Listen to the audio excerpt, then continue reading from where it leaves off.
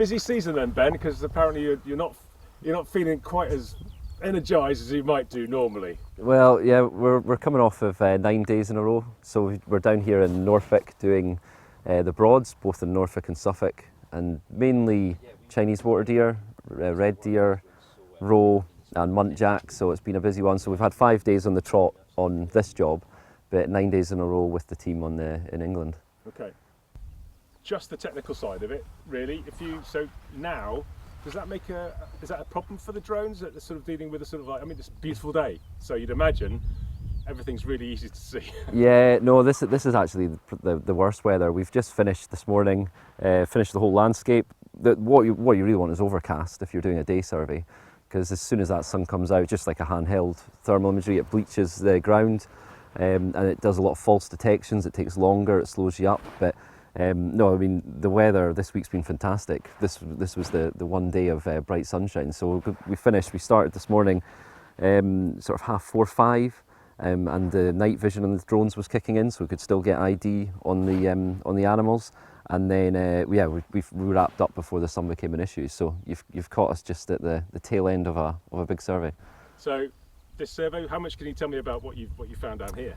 Yeah, so this survey was commissioned by the Broads Authority, so it's covering areas participants signed up within the national park that work with the Broads Authority. So it was, I think, nearly 70 plus owners, landowners that were involved with this one, and it's actually a repeat. We did it last year as well, so it was an expanded area this year, and it was 25,000 hectares in total. Variety of habitats, farmland, woodland, and then a lot of this reed bed material where we count a lot of Chinese water deer, some incredible densities of Chinese water deer down here, and then the red deer as well, which are moving a lot from the reed beds into arable and back, so we've picked them up as well in decent number.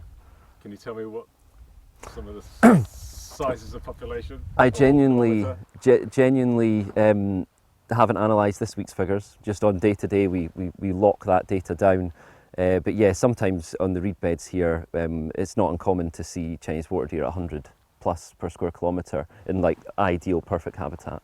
Okay, so yeah, so is it Chinese water deer? The clue's in the name, I suppose. The fact that this sort of area is just ideal for them. Yeah, and amazingly, we've surveyed Chinese water deer in a number of places, Lincolnshire, Bedfordshire, Buckinghamshire. We picked them up in the Chilterns in another job, so I think that was one of the furthest southern records. So that they're up in Lincolnshire, down in the Chilterns, and then but the Norfolk story is interesting because it wasn't, especially when you go to North Norfolk and you speak to people there, they say 10, 15 years ago we never saw Chinese water deer, and then you look now what's happened in that short space of time.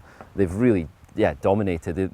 Perfect habitat, good conditions, good climate, amazing food, and then this reed bed, just they thrive in it. So it's actually really enjoyable to survey them in this habitat. You see a lot of the bird life as well, so it's it's really good. I mean, just earlier this morning, watched a fox hunting a vole with a Chinese water deer in the same frame. It was just walking past us, the fox grabbed the vole. So it's we enjoy serving this part of the world. You've got a unique perspective on the whole of the country. I mean, I know you're doing stuff in Europe now as well, but that massive overview is extraordinary, but it's something you're witness to that no one else really is. Obviously you're sharing the data with various different groups and organisations and individuals, but in general terms, Ben, I mean, what are you seeing as far as the deer are concerned? Are you seeing, is anything decreasing or is everything moving northwards?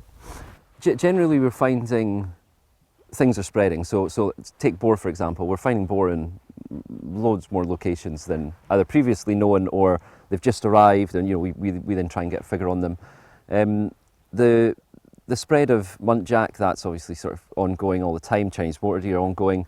Densities of fallow, they're exceptionally high. You can have single herds of well over 1,000, sometimes 1,500 plus in parts of England. So these sort of mass herds, some people have called them super herds before, where they congregate and move around as a mob, that's not uncommon to find in a number of the landscapes we've done. The only place where I would say, the only species in place where I'd actually say there may be a decline or certainly a freezing could be the Scottish uplands with red deer. There's more ownerships doing restoration work or woodland creation, and that, you know, we don't see a growing trend there. Urban roe deer in Scotland, you know, Sika, all that's increasing generally, or you know, in spread and density. So yeah, I'd say everything's spreading or increasing unless action's been reversed, maybe apart from that upland red deer scenario, which yeah, there's obviously a lot of high-profile projects that are lowering deer.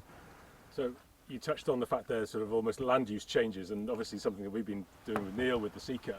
For him, he feels it's the perfect storm for boar and for Sika deer, because they're just more adapted it. They seem to be just a more successful type of animal than the reds. Do you think that's a reasonable hypothesis? Definitely, the Sika.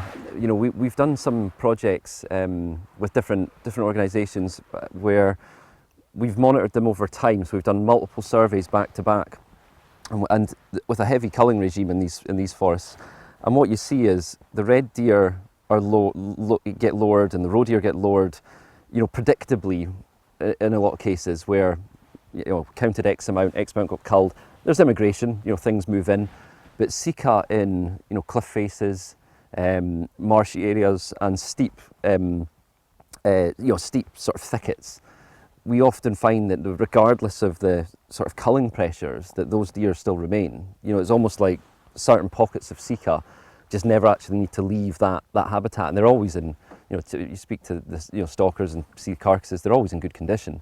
So I mean, they're, you know, you've got an animal that's extremely adaptable to the harshest environment. And you know, when we've done big projects, we did one up in Ascent Living Landscapes, and you know, the red deer were sort of spread throughout on the open range typically, but these little ribbons of, you know, the sort of rainforest fragments, so you want to call it that, you know, there was just high density of Sika just following these ribbons, and that's how they were basically spreading. You know, it was very seldom we picked up Sika on the open range there, but you had, you know, anything more than a cluster of trees and there was at least a few Sika in it. So no, I think the woodland increase in Scotland is, yeah, it's inviting the Sika to spread and hold unless, yeah, people reverse it. Now, you used to be involved in deer management, and you are to a certain extent in a virtual way. What do you think of Sika? What do you think? The amazing species. We enjoy surveying probably the two favourite, probably Chinese water deer here, and Sika's amazing. And they've got an ability with the drone as well. So sometimes, you know, depending on the conditions, deer will hear the drone. And, you know, the key is to not have any disturbance on them, you know, while you're counting. So you try and do it at a distance. But if fallow or red hear the drone, they typically just do sort of like head movement back and forward and then just carry on and resume. Sika have this ability to pinpoint the drone in the sky, you know, without fail every time. So they and we've spoke to a couple of sort of international guys about it, some professors, and there was a theory there that it might be the eagle predation, you know, from Japan could be part of it. But the only two species I've seen the ability to pinpoint a drone just every time aerial is Sika and Barasingha. We did some work with Barasingha in Woburn. We did a count there, and yeah, they were the same. So it's interesting. So they're fascinating, really elusive, and serving very. You've got to really know the population and the pressures they're under when you're surveying them, because if they're sort of a persecute population, you know, it's shot quite heavily. Doing a daytime survey is just not, you know, they'll be in thick spruce that the drone can't get through at all. So timing with Sika, a Sika survey is more important than any other species because of their elusive nature. Having spent some early hours of the morning trying to get on top of them last week, I feel that because where Neil has been shooting them and trying to manage them, they are nocturnal, and he's like, you clever buggers. Every time it's like, why have you done that, or you've managed to do that? They always seem to be able to sort of, as part of the arms race, they're almost one step ahead. I mean, so when you're dealing with a Sika herd that has been sort of shot at or has been tried to manage a bit, you know, when are you finding them? Are you doing night surveys, or is it made in the daytime? Almost always with Sika it would be like sort of crepuscular movements or nocturnal, so early AM, late PM.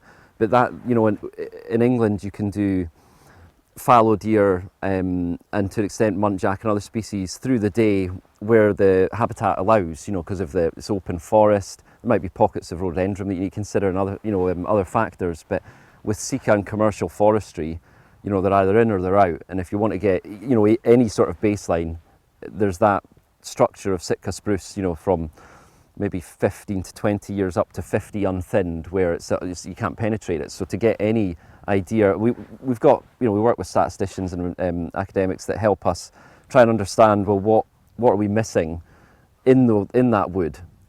So there's ways to extrapolate or make assumptions based on what you've found outside. But I mean, the highest densities of Sika are typically that sort of open scrubby woodland that if you were on the ground looking in, you would see nothing. But from the drone, there's enough of a gap that there's vegetation in between, so pre-thicket really. They love pre-thicket because they can still eat and they're completely safe and surrounded.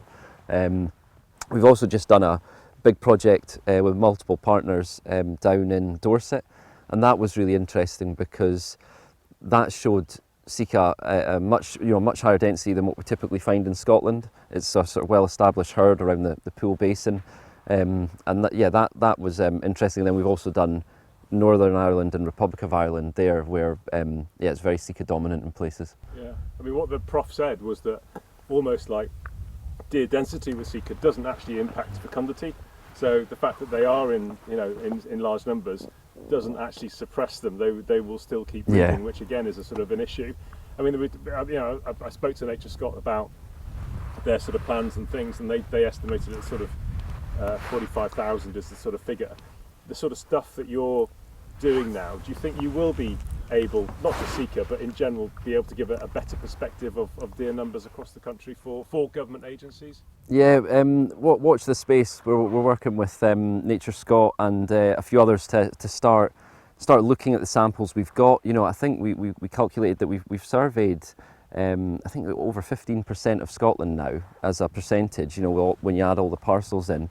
So there is some data there, and we've got to go through a process of being able to use that data for a study. I mean, all anonymised data in terms of the density and where they sit. But if we can work out densities per habitat type and then extrapolate that up to what's available in Scotland right now, I think we'll come to a more accurate figure on what might be there.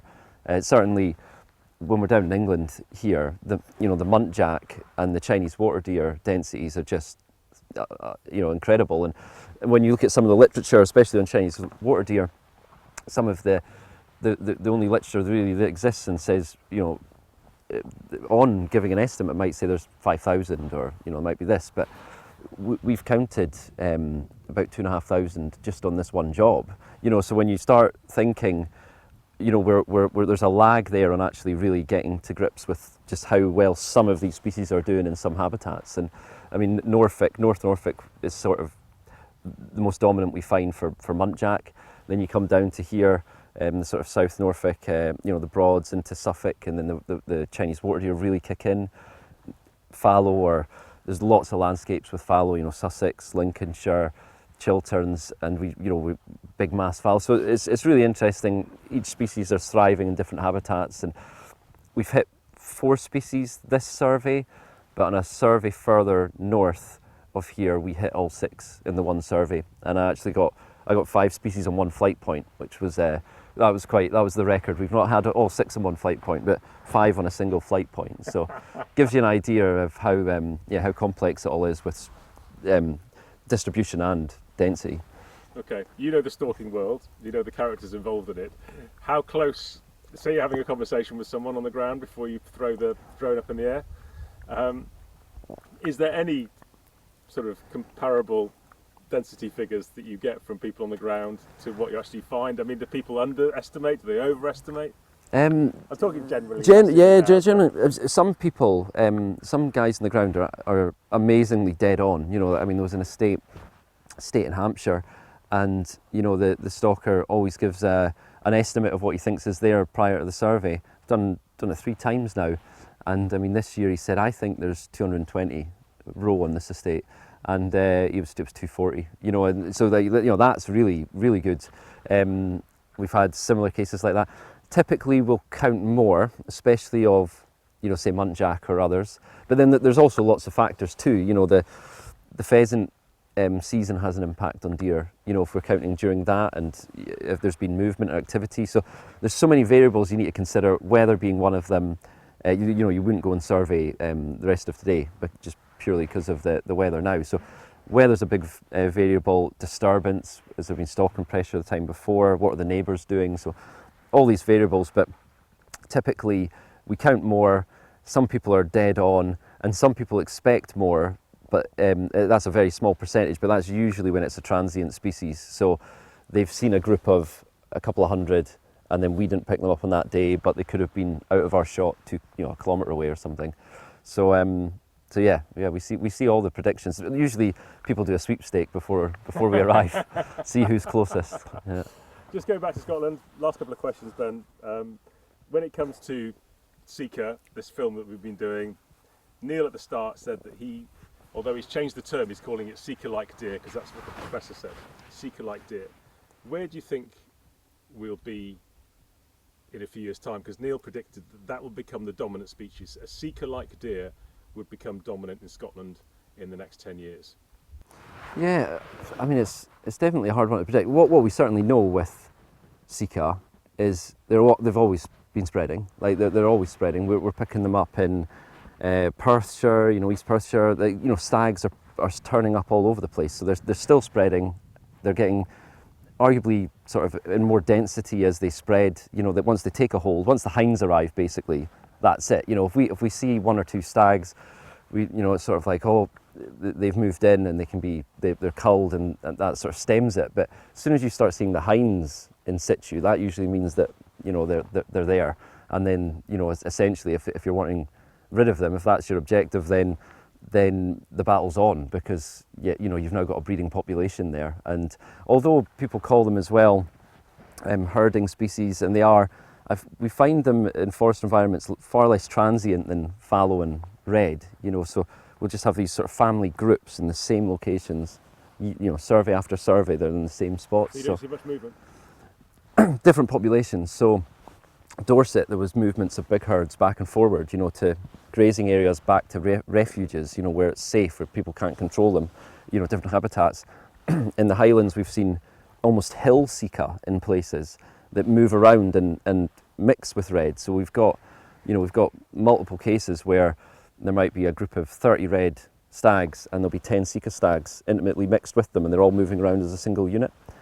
I mean, how close are they to the national parks and stuff like the Cairngorms? Yeah, they're definitely there. Yeah.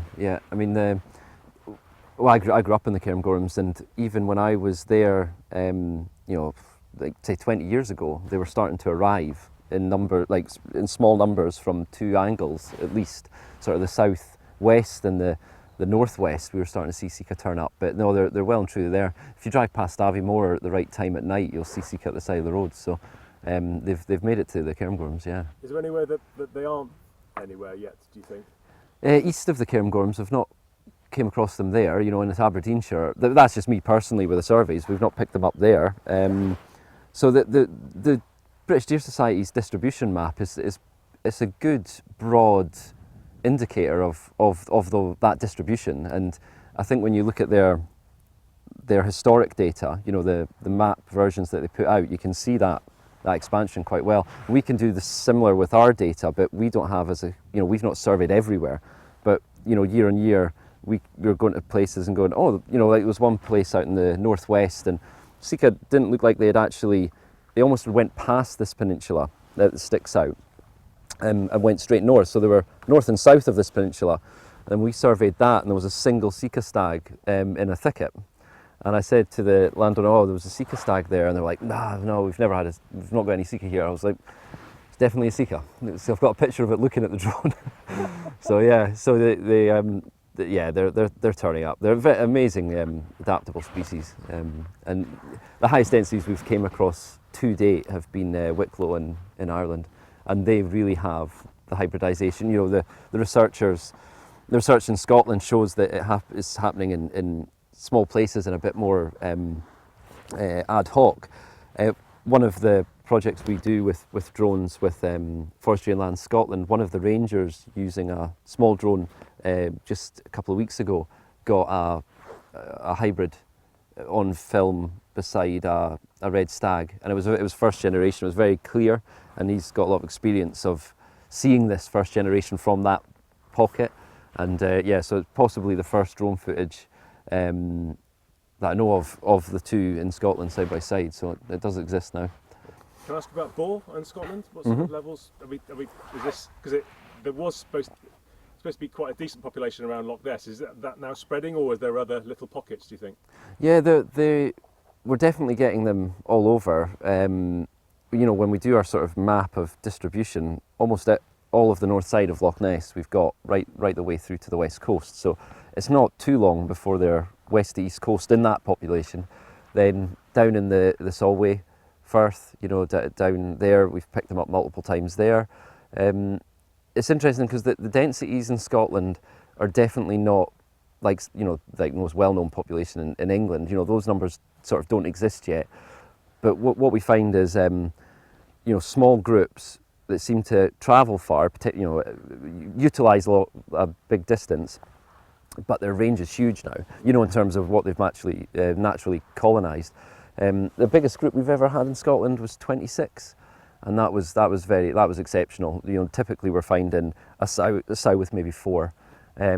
We sometimes get the colour variations through as well. So we'll get the almost like yellow with a bit of black as piglets, and then they lose it a bit as they get older. But yeah, and we're starting to. There's a few sites that we repeat regularly, and we've sort of tracked sort of family groups. So you'll see a sow with her piglets, and might start off with 5, and then we come back, and she's almost quite often in like under the same tree. We've got that marker of where I found them, so I'll go back to that point and she'll still be lying back up there. But then also we've picked up pigs that we can identify in one forest, and then 3-4 away we've picked them up in another forest at another time. So there's definitely a big movement, but it's not the density as maybe the continent or the English population. But we've also picked them up in small fragmented populations in England out with the Forest of Dean. Right, okay. Yeah. I mean, you've got to be interested in wildlife to do what you do. It's a privilege, to be honest, because we get the permissions in place from the various landowners. So we get permission from the landowners, we get permission through Natural England or Nature Scot, there's SSSI consent. So we're flying over protected areas, and we've got a protocol to do it with minimal disturbance, but what it allows us to see is just the most amazing wildlife. And I came back from Germany there, and some of the wildlife we were seeing there was incredible. Huge flocks of cranes. We also found a lot of non-native invasives there too. So we found raccoons, raccoon dogs, so they've got the marahund, and koipu. And part of our license, yeah, koipu. I think they blame the Polish, but they've came in from there. But they're well established. So they've got those three species we found regularly in one of the jobs, and it was a requirement under the license that they granted for that nature reserve that we had to report that. So we were mapping those 3 species as we went, because they wanted to get some idea. A lot of them, one of our footage of the raccoons is there's 2 raccoons inside this, like essentially what looks like a big woodpecker hole, and they just stick their head out. So the numbers are way greater than we'll ever count. But just gives you an idea of you're seeing the rarest protected animals, but you're also seeing the non-natives turning up.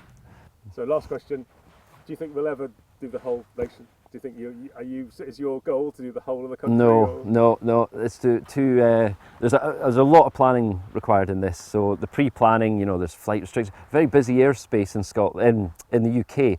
You'd think, well, Scotland would be easy, doing Sika in the west or the red deer ranges, but Scotland's then got the military training areas and the low-flying jets, so you've got to negotiate that. Down here in this part of the world, there's just a lot of private jets, and so there's a huge amount of planning on doing something like the scale of this, from 25,000 hectares of the Broads.